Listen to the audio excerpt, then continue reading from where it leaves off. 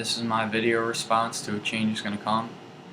I thought from what we've read so far it was a pretty interesting book. It showed me some things I didn't know about the movement to end segregation before. Definitely showed me how big of an impact that music had during this time.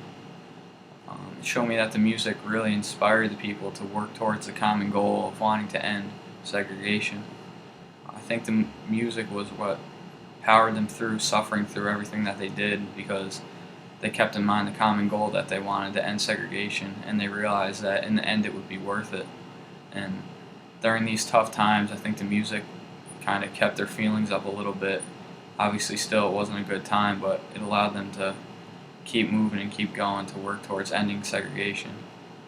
On page 13 it says, ultimately music helped transform the burden into a movement.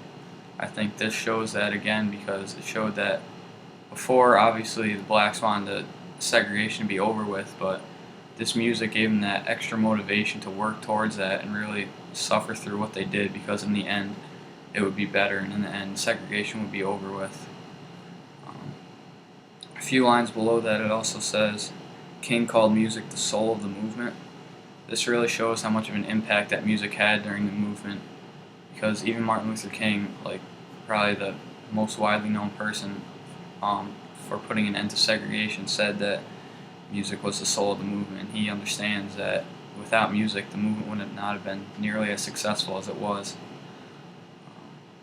I also liked how the book explained a little bit about the artists, for example, in Motown and everything. It was interesting to hear about how the artists lived and stuff.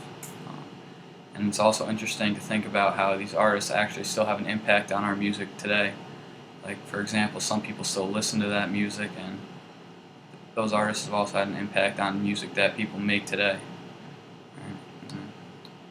That's my response. Thanks.